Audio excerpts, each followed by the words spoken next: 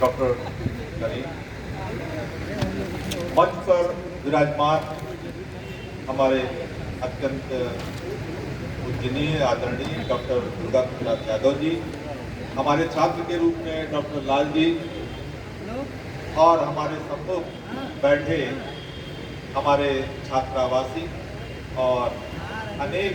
अतिथिगण जो दूर दूर से चल कर आए हैं, आप सबको प्रणाम करते हुए मैं 10 मिनट में अपनी बात रखना चाहता हूं। सबसे पहले आपको इस अत्यंत महत्वपूर्ण उपलब्धि के लिए हमारी हृदय से बधाई, जो छात्रावासियों के लिए और आगे चल करके इससे जुड़े अन्य अनेक लोगों के लिए यह पुस्तकालय अत्यंत लाभप्रद होने वाला है। निश्चय ही उसका आज शुभारंभ कर आपने एक बहुत महती योजना का प्रारंभ किया है।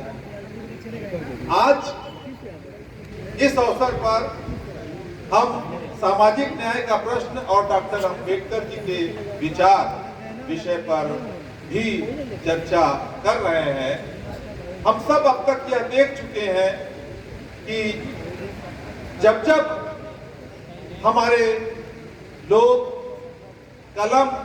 और किताब का सहारा लेकर के शिक्षित हुए, ज्ञानार्जन किए, उन्हें यह बात अंदर तक, दिल की गहराइयों तक चुभने लगी कि वास्तव में सामाजिक न्याय का जो प्रश्न है वह हमारे समाज के अनेक होनहार नवयुवकों को, नवयुवतियों को, जो हमारे देश के विकास में एक बहुत बड़ी भूमिका निभा सकते हैं, उनके लिए किस प्रकार यह सामाजिक न्याय का प्रश्न इतना बड़ा बाधा उत्पन्न करता है। माता ज्योतिबा फूले, जिनके नाम पर आपने लाइब्रेरी स्थापित किया है, वास्तव में आपने बड़ा ही उचित नाम रखा है अपने लाइब्रेरी का। ज्योतिबा फूले मात्र 9 वर्ष की थी जब उनका ब्याह उनसे 4 वर्ष सावित्री फूले, माता सावित्री बाई फूले, ज्योतिबा फूले जी से उनका विवाह जो 13 वर्ष के थे उनसे हुआ। और चूंकि ज्योतिबा फूले जी उस समय पढ़ाई में अत्यंत रुचि लेते हुए, सामाजिक न्याय पर लगातार चिंतन करते हुए, उन्होंने अपनी पत्नी को घर पे पढ़ाना शुरू किया। क्योंकि घर में इसका विरोध होता तो छुप छुपा के जब वो खेत पर उनके लिए भोजन लेके जाती तो उस समय उनको वो पढ़ाते। सावित्रीबाई फूले जी का यह पढ़ना लिखना और ज्योतिबा फूले जी का उनको पढ़ाना किसी भी तरह से समाज को अच्छा नहीं लगा। यह बात उनके घर तक पहुंची और घर वालों ने, उनके पिता ने उन्हें घर से निकाल दिया। उस समय उनके कुछ मित्र जो मुस्लिम समुदाय से भी थे, बहुजन समुदाय से भी थे, उन्होंने उनको सहारा दिया और उनके साथ मिल करके ज्यों-ज्यों माता सावित्रीबाई फूले जी को ज्ञानार्जन हुआ, उन्होंने इस बात को समझा कि जब तक हम समाज में स्त्रियों को शिक्षित नहीं करेंगे, उन्हें भी हम कलम और किताब नहीं पकड़ाएंगे, सामाजिक न्याय की यह लड़ाई आगे नहीं बढ़ सकती। और इस दिशा में जब उन्होंने स्कूल खोल करके गांव देहात की पिछड़े वर्ग की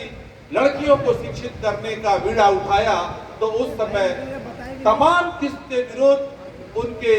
इर्द गिर्द मंडराने लगे। यहाँ तक कि स्कूल जाते वक्त उनके मार्ग में कांटे बिछाना, कांटे हटा करके फिर भी जब वो रास्ता पार कर जाती तो उनके ऊपर मैला फेंकना, गोबर फेंकना, उन्हें गाली गलौज देना, इन सभी विरोधों का सामना करते हुए उन्होंने अपनी सामाजिक लड़ाई की इस चुनौती, जिसके अंतर्गत उन्होंने स्त्रियों को शिक्षित करना अपना परम ध्येय समझा, अपना यह कार्य निर्वाह जारी रखा। अनेक विरोध, अनेक तरह के कष्टों को झेलने के बाद भी उन्होंने समाज के पिछड़े, समाज में महिलाओं और ऐसे सभी लोगों को शिक्षित करने का काम किया। निश्चय ही आज भी हमारे छात्रों को जब इन अपनी ऐतिहासिक विरासत का ज्ञान होता है, अपने इन महापुरुषों के कृत्यों से उनका परिचय होता है, डॉक्टर भीमराव अंबेडकर साहब किस प्रकार से अनेक बाधाओं को पार करते हुए जब उन्होंने शिक्षा दीक्षा ग्रहण की, यह सब उनके लिए प्रेरणा का स्रोत बनता है। आज हमारे छात्रावासियों को, हमारे युवकों को इस तरह की प्रेरणा की आवश्यकता है और निश्चय ही इस प्रकार के लाइब्रेरी की उसमें सर्वप्रथम भूमिका निश्चित है। हम सब यह अब तक जान चुके हैं, अनेक विद्वानों ने भी ऐसा बताया है कि self study is the best study method. और ये सभी महान नायक हमारे समाज के, इन लोगों को यह सारा ज्ञान सेल्फ स्टडी से ही प्राप्त हुआ। यह